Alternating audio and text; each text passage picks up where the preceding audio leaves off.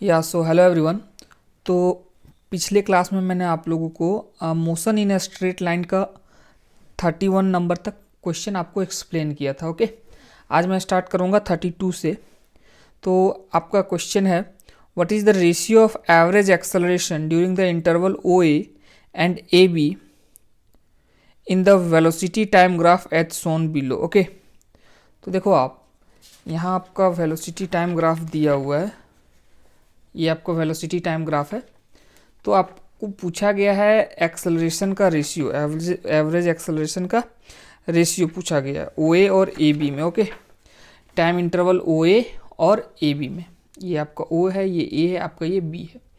अब देखो आपका ये वेलोसिटी टाइम ग्राफ है और एक्सेलरेशन क्या होता है, वेलोसिटी टाइम ग्राफ का स्लोप। ओके, तो मैं ओ सी का स्लोप निकालूंगा और ए और बी का सी और बी का स्लोप निकालूंगा। तो ओ सी का स्लोप क्या होता है, स्लोप होता है टेन थीटा। ओके, तो यदि मैं ए वन लिखूँ, ए वन इक्वल टू क्या होगा, टेन 30 डिग्री। और टेन 30 डिग्री कितना होता है, just a second, ten 30 degree. Okay, और ये आपका होता है 1/√3। अब देखो, यदि मैं इस इंटरवल में देखूं तो एक्सेलरेशन कैसे निकालूंगा, स्लोप। अब ध्यान देना, यहाँ जो हम स्लोप लेंगे तो एंगल 60 डिग्री नहीं लेंगे। ओके, एंगल जो हम लोग कंसीडर करते हैं वो एक्स एक्सिस से पॉजिटिव या एंटी क्लॉकवाइज डायरेक्शन में लेते हैं। ओके, एक्स एक्सिस से एंटी क्लॉकवाइज डायरेक्शन में। तो आपका जो एंगल होगा ये होगा एंटी क्लॉकवाइज सेंस में, ये एंगल आपका बनता है। तो थीटा मैं ये लूँगा, तो ये 60 डिग्री है, तो ये कितना होगा 120 डिग्री। ओके, तो A2 जो आपका हो जाएगा ये 10 120 डिग्री हो जाएगा। और 10 120 डिग्री होता है आपका, 10 120 डिग्री कितना होगा, ये आपका हो जाएगा -√3। कितना हो जाएगा ये आपका -√3। ओके, और माइनस इसलिए आया, देखो यहाँ पे आपका वेलोसिटी डिक्रीज कर रहा है, सी से बी में देखो आपका वेलोसिटी कम हो रहा है, मतलब यहाँ आपका एक्सेलरेशन जो है वो नेगेटिव में है। यदि मैं ये दोनों का रेशियो लेता हूँ A1/A2, तो ये क्या आएगा, ये आपका आएगा तो ये 1/√3 डिवाइडेड बाय -√3, तो ये आपका आएगा -1/3। ओके, बट आपका आंसर पॉजिटिव में लेना है, कोई भी ऑप्शन नेगेटिव में नहीं है, तो आपका ये 1/3 आपको लेना होगा। ओके, अब देखो नेक्स्ट क्वेश्चन है आपका, विच of the following represent acceleration, change in position, change in speed, change in direction, all of above. Okay, तो आप देखो एक्सेलरेशन क्या होता है, एक्सेलरेशन होता है rate of change of velocity, जहाँ वेलोसिटी चेंज होगा वहाँ एक्सेलरेशन होगा। तो यदि आप देखो बी ऑप्शन, तो यदि आपका स्पीड चेंज होगा, स्पीड मतलब क्या, मैग्नीट्यूड ऑफ वेलोसिटी।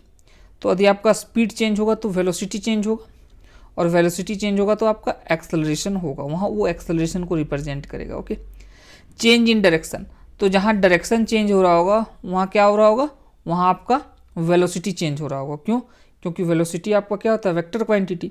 तो यदि डायरेक्शन भी चेंज होगा किसी भी पार्टिकल का, मतलब वहाँ वेलोसिटी उसका चेंज हुआ है। ओके, तो देखो आप, तो ये दोनों आपका वेलोसिटी चेंज हो रहा है इस दोनों ऑप्शन में, तो ये आपका एक्सेलरेशन रिप्रेजेंट करेगा। यदि मैं ए ऑप्शन देखूं, वैसे आपका जो आंसर दिया हुआ है क्वेश्चन बैंक में वो डी है, ऑल ऑफ दीज, लेकिन आप प्रॉपरली देखो तो बी और सी ही करेक्ट है। चेंज इन पोजीशन कोई ज़रूरी नहीं है कि एक्सेलरेशन को रिप्रेजेंट करेगा। ओके, वो कैसे, देखो कोई भी यदि आपका बॉडी है, कोई भी आपका कार है, ये स्ट्रेट लाइन में जा रहा है विथ यूनिफॉर्म वेलोसिटी, मान लेते हैं 20 मीटर पर सेकेंड, और ये फिक्स डायरेक्शन में जा रहा है। तो देखो इसका पोजीशन तो चेंज हो रहा है, ये 20 मीटर पर सेकेंड की रफ्तार से इस डायरेक्शन में जा रहा है, बट ये वेलोसिटी इसका कांस्टेंट है, तो एक्सेलरेशन क्या हो जाएगा, जीरो। मतलब यदि पोजीशन चेंज होगा तो कोई ज़रूरी नहीं है कि वहाँ आपका क्या होगा, एक्सेलरेशन होगा। ओके, तो प्रॉपरली देखा जाए तो बी और सी करेक्ट है। ओके, ऑल ऑफ दिस नहीं होना चाहिए, बट आपका ऑल ऑफ दिस आंसर दिया है। ओके, तो बी और सी आपका क्या होना चाहिए, करेक्ट होना चाहिए। अब देखो आप,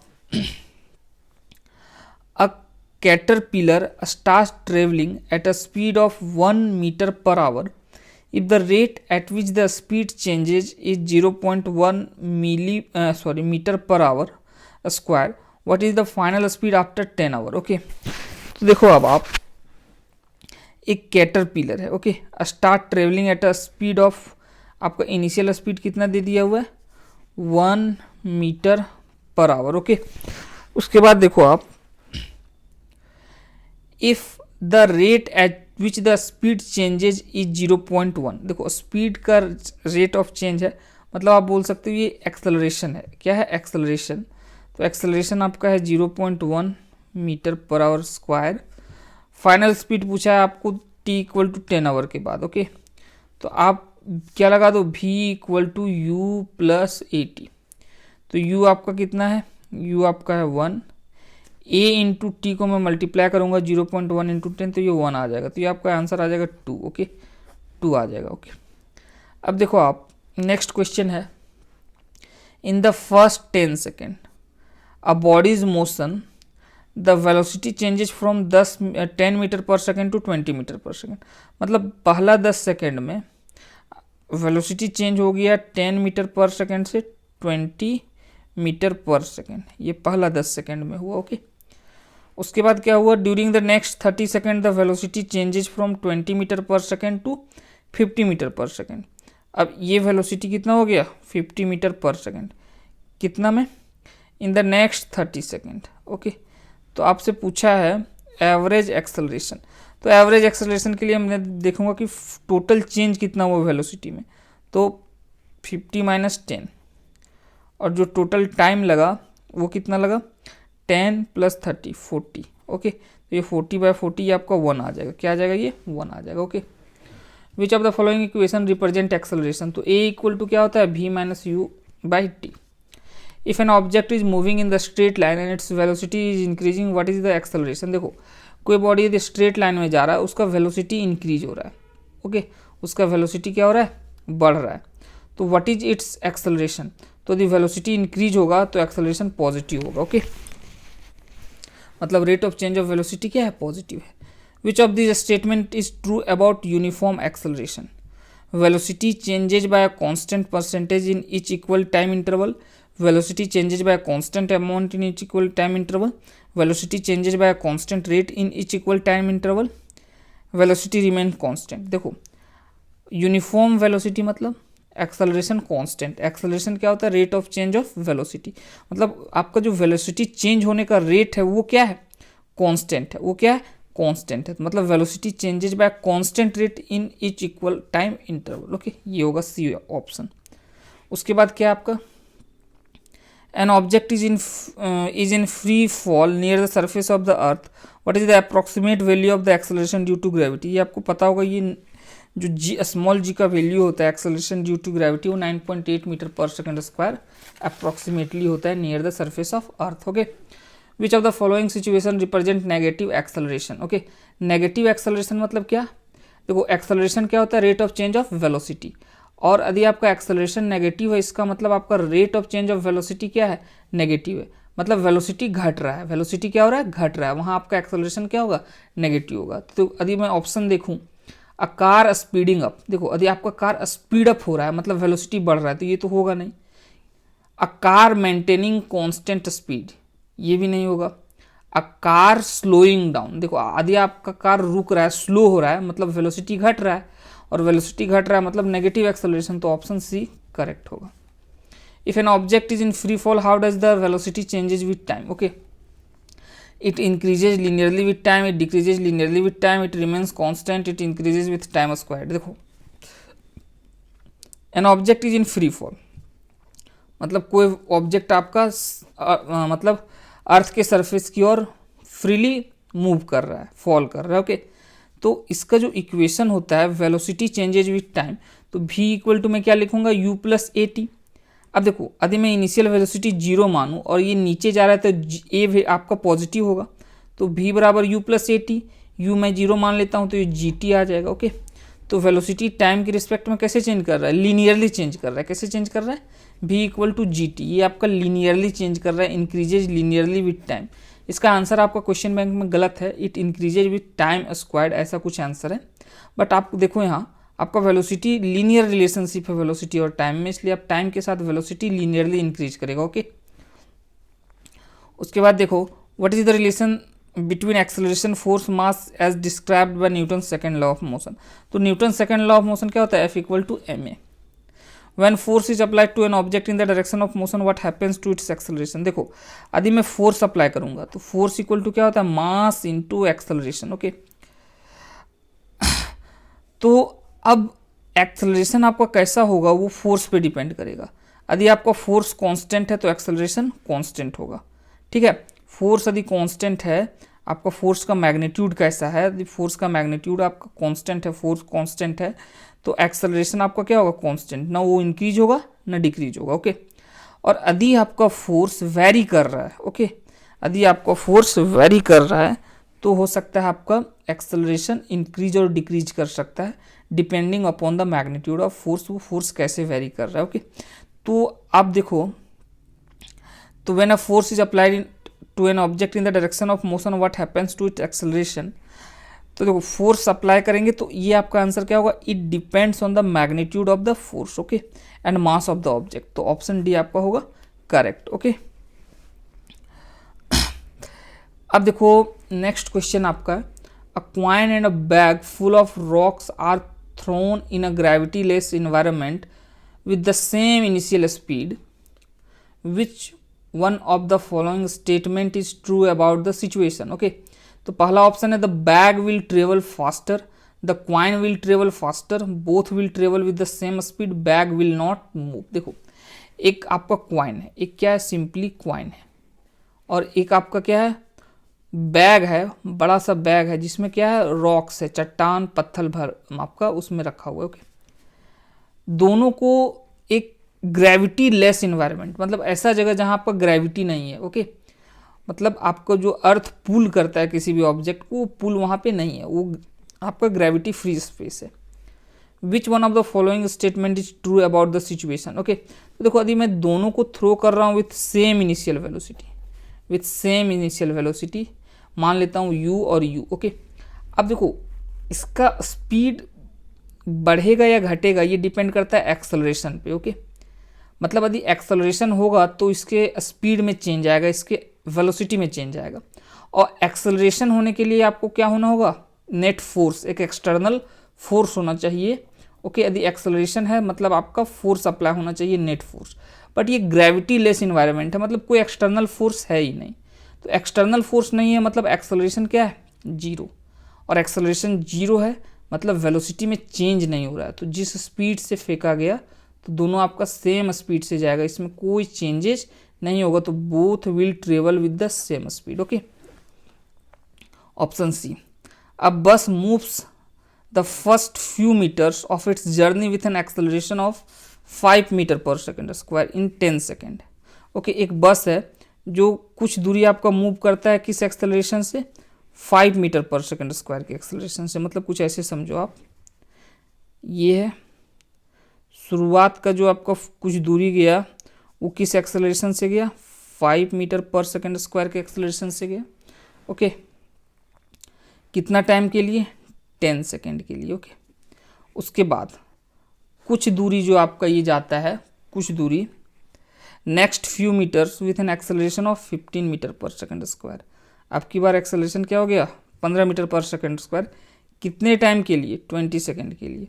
what is the final velocity if it starts from rest, initially ये u इक्वल टू 0 से स्टार्ट करता है, तो मैं इस पॉइंट पे 10 सेकेंड में इसका वेलोसिटी कितना हो गया, v डैश मान लेता हूँ, तो ये v डैश कैसे निकालूंगा, मैं यहाँ सॉल्व कर रहा हूँ, ये v डैश आपका आएगा u प्लस 80, u आपका 0 है, एक्सेलरेशन 5 इंटू 10, तो ये आपका 50, कितना आ गया, 50 मीटर पर सेकेंड, मतलब यहाँ आपका वेलोसिटी v डैश कितना आ गया, 50 metre per second.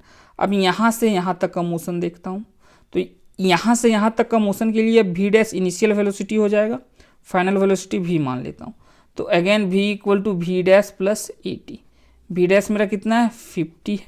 Okay, v dash कितना है, 50 है, एक्सेलरेशन कितना है, 15 इंटू 20, ये आपका 300 आ जाएगा, दोनों को ऐड करूँगा तो ये आपका 350 आ जाएगा, क्या आ जाएगा ये 350। Okay, what is the acceleration of an object moving in a straight line at a constant velocity. Okay, तो आपका एक ऑब्जेक्ट है जो स्ट्रेट लाइन में मूव कर रहा है कांस्टेंट वेलोसिटी से, तो जब वेलोसिटी चेंज ही नहीं होगा तो आपका एक्सेलरेशन क्या होगा, 0 होगा। In which of the following scenario is acceleration is not involve, मतलब किस केस में आपका एक्सेलरेशन इन्वॉल्व नहीं है, जहाँ एक्सेलरेशन नहीं है। तो देखते हैं, a car rounding a curve at a constant speed, मतलब कोई कार है जो एक कर्व पाथ पे ऐसे घूम रहा है। तो देखो यदि यहाँ कर्व पाथ पे घूमेगा तो इसका डायरेक्शन कंटिन्यूसली क्या होगा, चेंज होगा, और डायरेक्शन चेंज होगा तो वेलोसिटी चेंज होगा, क्योंकि वेलोसिटी वेक्टर क्वांटिटी है। तो देखो आप, तो वेलोसिटी चेंज होगा तो वहाँ एक्सेलरेशन होगा, तो ये ऑप्शन तो होगा नहीं। और रॉकेट लॉन्चिंग इनटू स्पेस, देखो रॉकेट आपका ऊपर जाता है, वो भी क्या करता है, एक्सेलरेट करता है। ओके, अब book resting on a table, यदि आपका एक बुक है वो टेबल पे रखा हुआ है तो ये रेस्ट पे है, तो इस पर नेट फोर्स क्या है, जीरो। यदि फोर्स जीरो है तो एक्सेलरेशन जीरो होगा। तो देखो ऑप्शन सी आपका क्या होगा, करेक्ट होगा। A person walking in a straight line, यदि एक पर्सन वॉक कर रहा है स्ट्रेट लाइन में तो उसमें भी एक्सेलरेशन हो सकता है। ओके, वो मोशन कर रहा है, लेकिन बुक जो रेस्ट कर रहा है टेबल पे, ओके, उस पर एक्सेलरेशन नहीं होगा, क्योंकि यदि वो इक्विलिब्रियम पे है तो उस पर नेट फोर्स क्या होगा, जीरो होगा, तो एक्सेलरेशन जीरो होगा।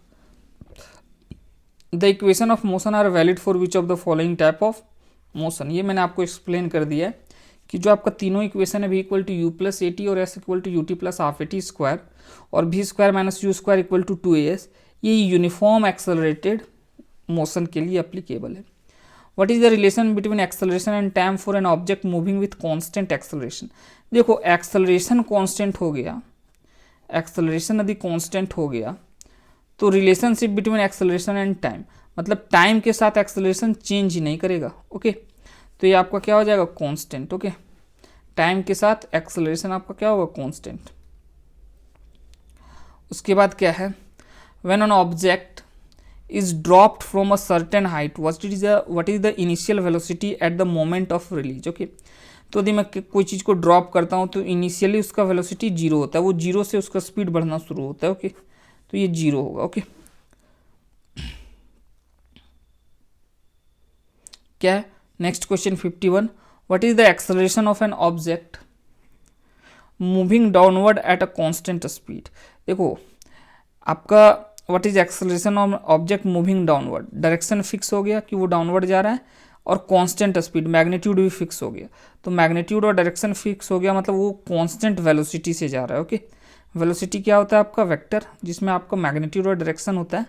तो कांस्टेंट स्पीड, मैग्नीट्यूड फिक्स हो गया, डायरेक्शन फिक्स हो गया, मतलब आपका वेलोसिटी चेंज नहीं कर रहा है। तो वेलोसिटी चेंज नहीं कर रहा है तो एक्सेलरेशन क्या होगा, जीरो होगा। Okay, which of the following equation of motion is use to calculate final velocity, calculate करना है व्हेन इनिशियल वेलोसिटी आपको पता है, u पता है, व्हेन इनिशियल एक्सेलरेशन पता है, टाइम पता है, तो v equal to u plus a t, ये आपका पहला इक्वेशन आपका यूज होगा v को निकालने के लिए, u a और t यदि हमको पता है तो। Okay, the equation s equal to u t plus half a t square represent, ये आपका सेकेंड इक्वेशन ऑफ मोशन है। Okay, which equation of the motion can be use to find final velocity आपका पूछा है, पता क्या है आपको, use to find final velocity when initial velocity u आपको पता है, डिस्प्लेसमेंट पता है, एंड एक्सेलरेशन आपको पता है।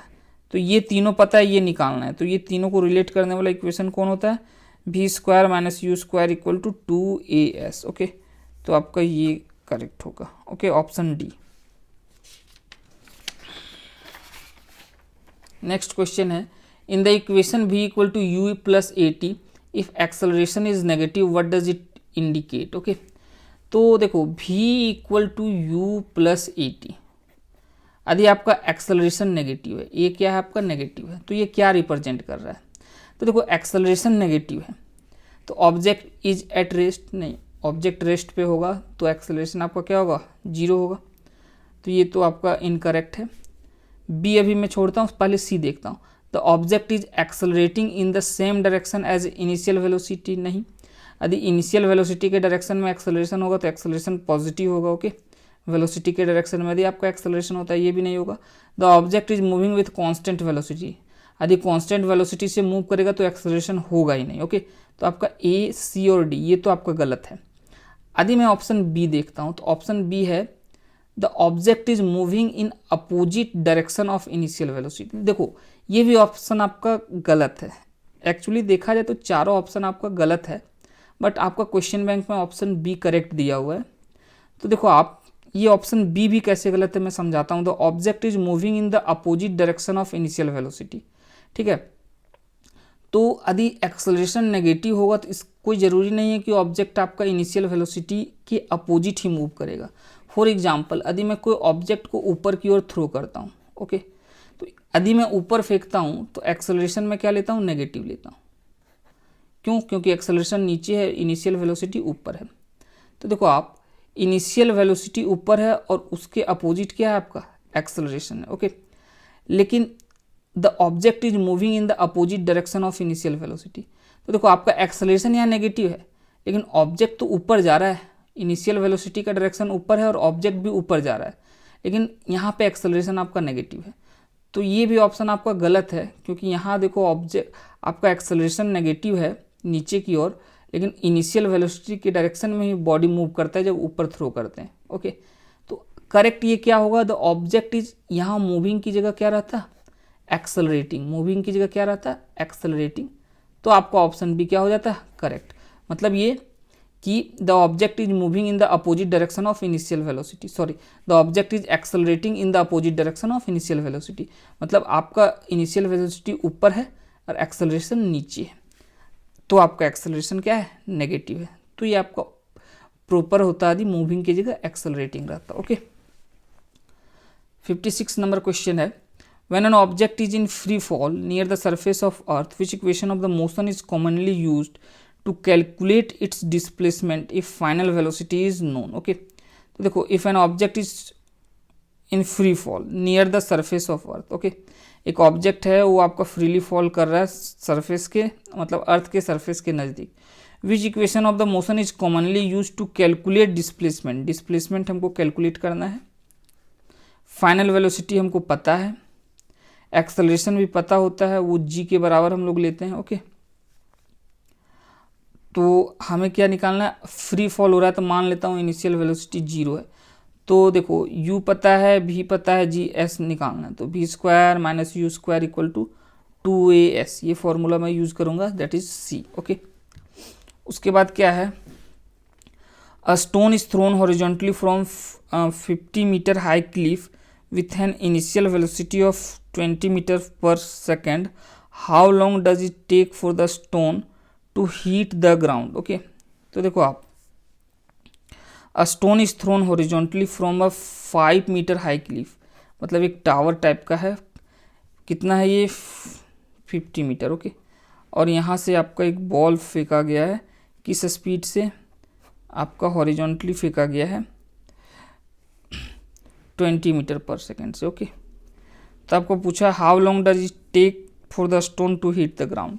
तो इसको आपको यदि हॉरिजॉन्टल वर्टिकल डायरेक्शन में इसका इनिशियल वेलोसिटी 0 होगा, क्योंकि ऐसे फेंका गया है, तो इस डायरेक्शन में इनिशियल वेलोसिटी 0, डिस्प्लेसमेंट 15। तो मैं लगा देता हूँ s equal to u t plus half a t square. U तो 0 है वाई डायरेक्शन में, मैं वाई डायरेक्शन में लिख रहा हूँ, तो half g t square, okay.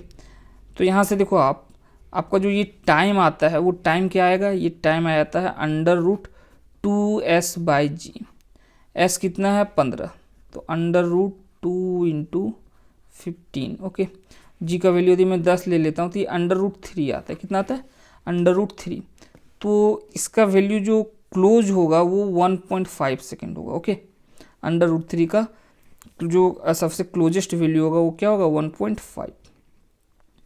अब देखो आप, for the motion with uniform velocity the slope of the velocity time graph is equal to, for the motion with uniform velocity, uniform velocity मतलब velocity आपका क्या है, कांस्टेंट है। Velocity क्या है, कांस्टेंट, मतलब वेलोसिटी चेंज नहीं कर रहा है।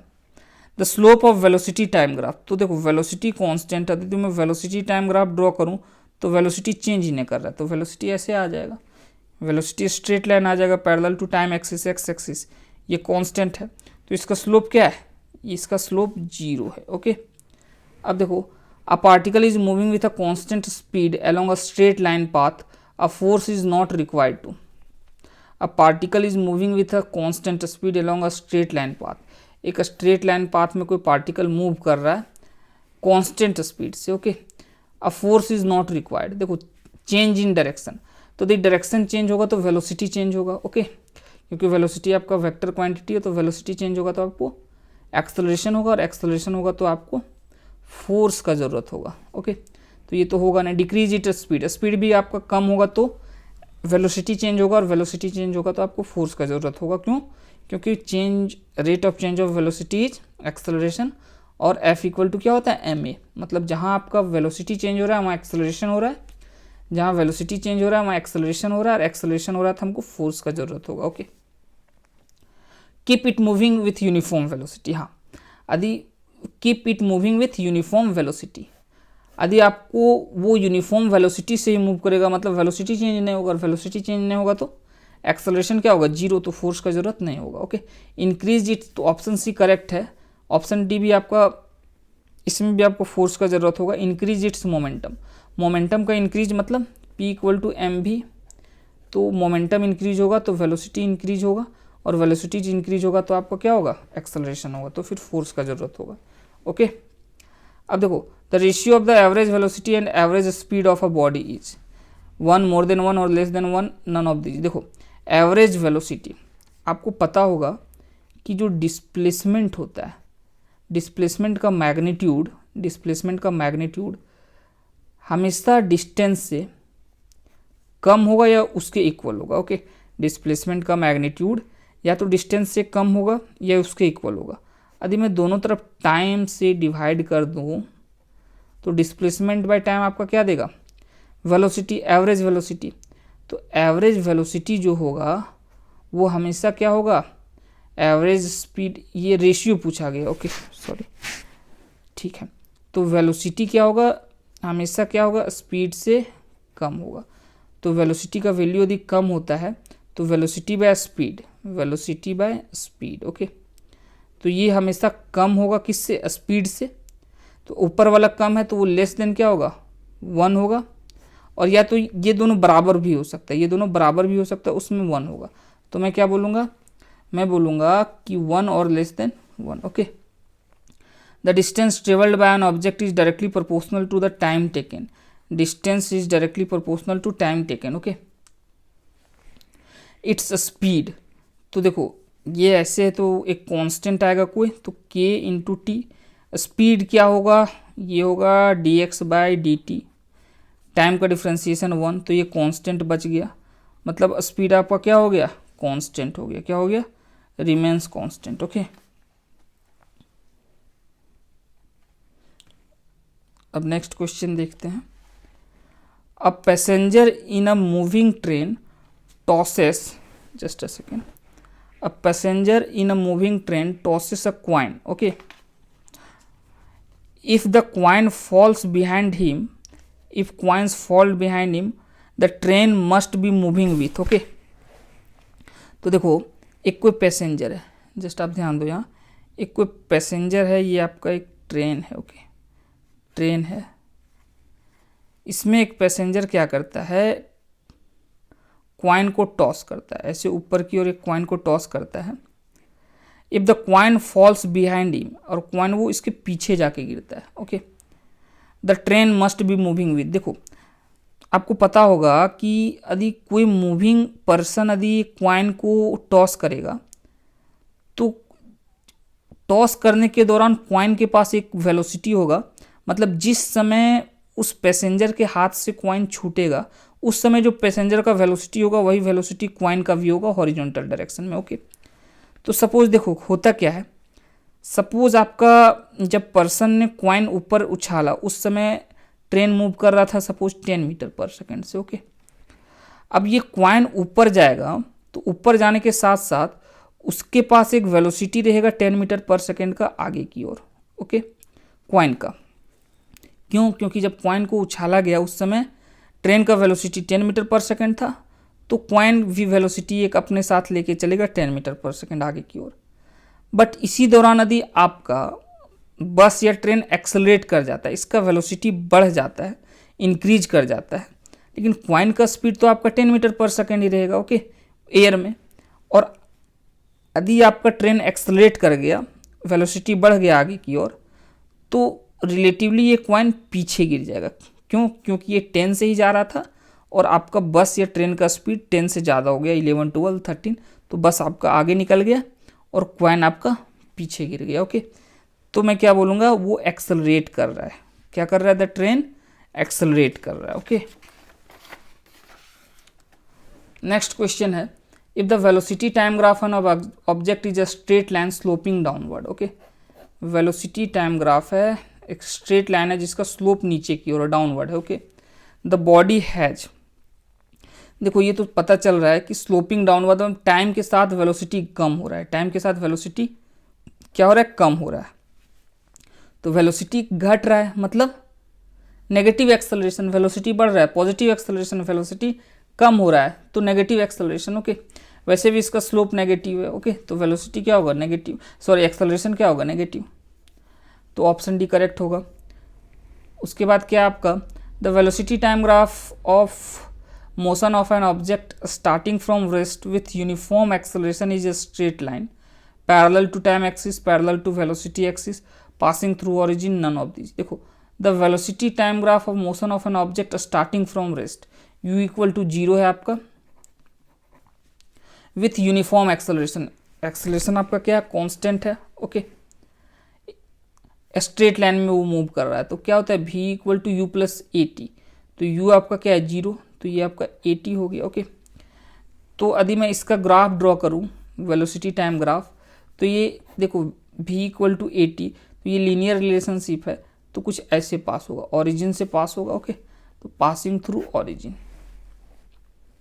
उसके बाद क्या है, the total vertical distance covered by a freely falling body in a given time is directly proportional to time square of time square of acceleration product of time and acceleration due to gravity. देखो, total vertical distance covered by a freely falling body, तो यदि कोई freely falling body, कोई body मान लीजिए initial velocity 0 है और वो अर्थ के सरफेस की ओर फ्रीली फॉल करने लगा, एक्सेलरेशन g के बराबर हो जाएगा, तो डिस्टेंस ट्रेवल्ड होगा वो हाफ जी टी स्क्वायर होगा, s equal to u t plus half a t square होता है, तो u आपका 0 है, तो ये आपका हाफ जी टी स्क्वायर होगा। ओके, तो जो आपका वर्टिकल डिस्टेंस कवर है वो किसके डायरेक्टली प्रोपोर्शनल है? टाइम के स्क्वायर के, तो square of the time. Okay, a simple pendulum Hanks from the roof of a train, the string is inclined towards the rear of the train, what is the nature of the motion of the train. ठीक है, मतलब एक आपका train है,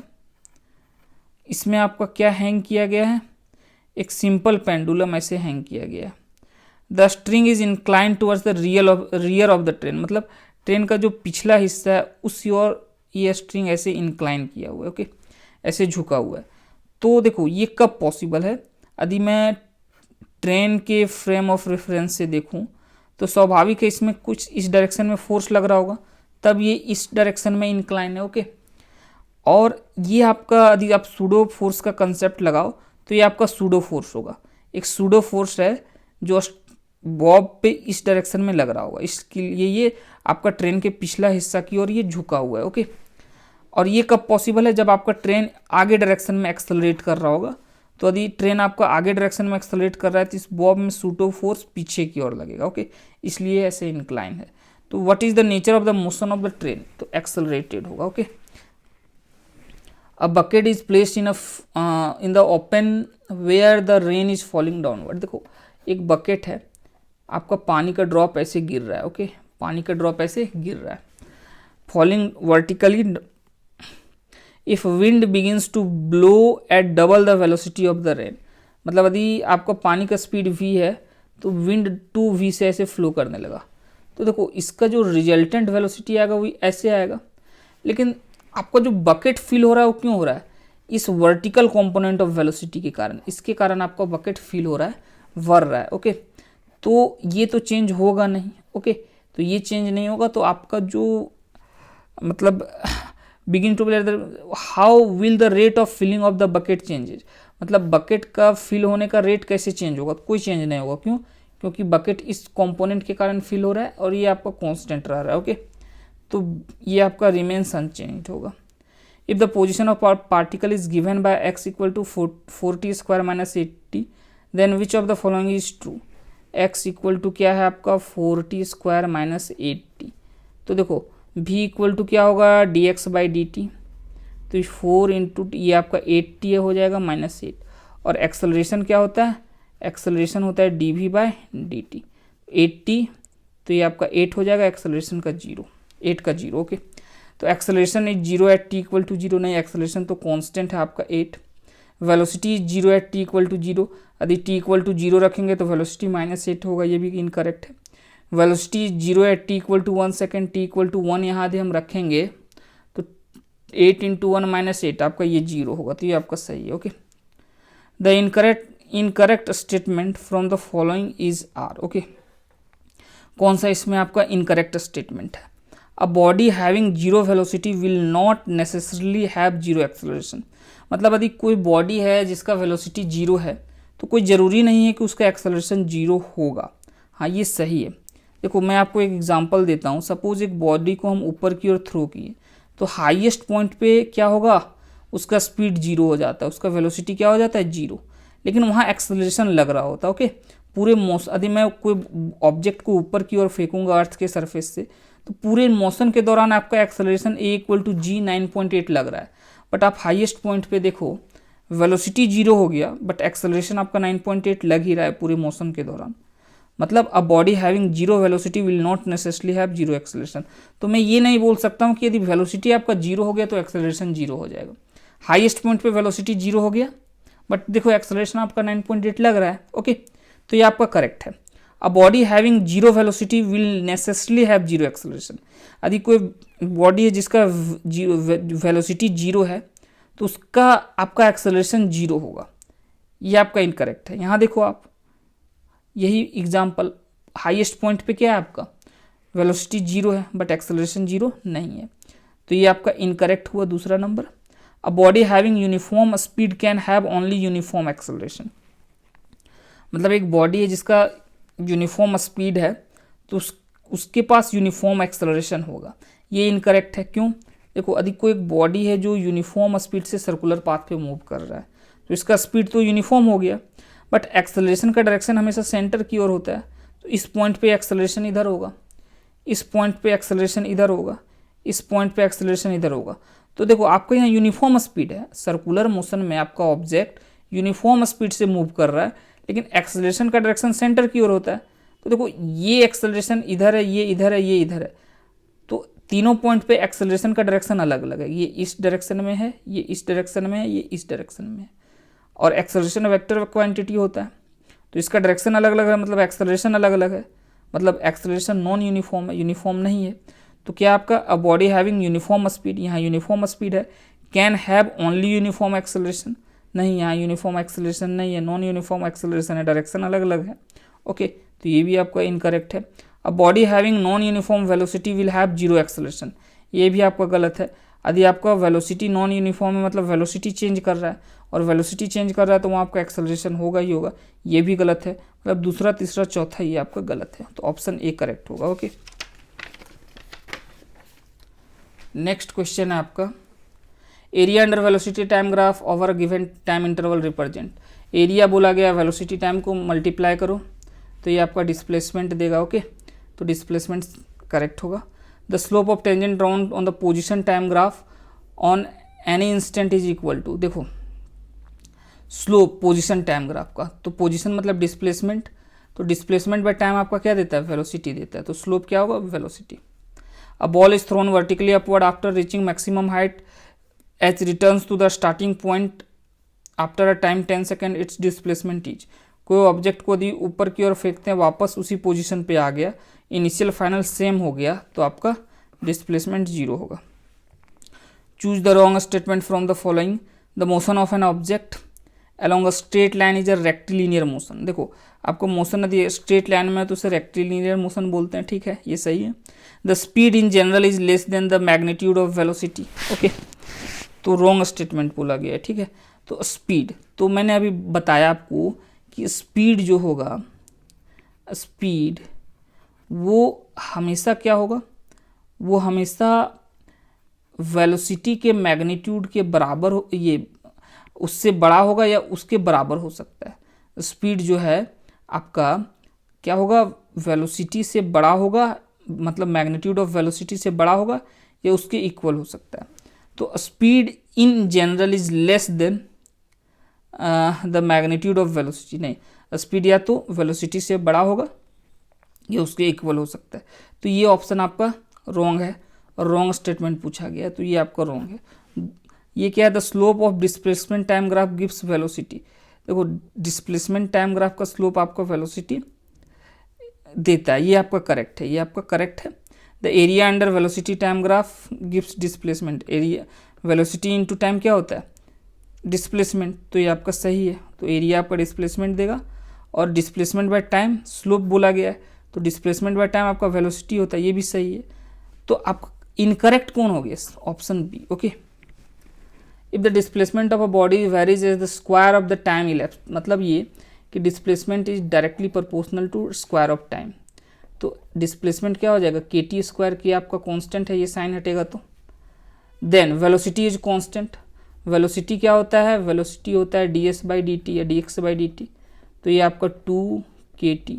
तो velocity time का function है, time increase होगा वेलोसिटी इंक्रीज होगा, तो वेलोसिटी कांस्टेंट है नहीं। वेलोसिटी वेरीज नॉन यूनिफॉर्मली, ये भी आपका गलत है। एक्सेलरेशन इज कांस्टेंट, यदि मैं एक्सेलरेशन निकालूं तो ए इक्वल टू क्या होता है, d v by d t. तो 2 kT, तो टी का डिफ्रेंसिएशन 1 to 2k, देखो एक्सेलरेशन आपका कांस्टेंट आ गया। ओके, तो ये आपका सही होगा option C. Acceleration changes continuously, change नहीं कर रहा है, ये कांस्टेंट है। ओके, तो आज के लिए इतना ही। Okay, so thank you everyone.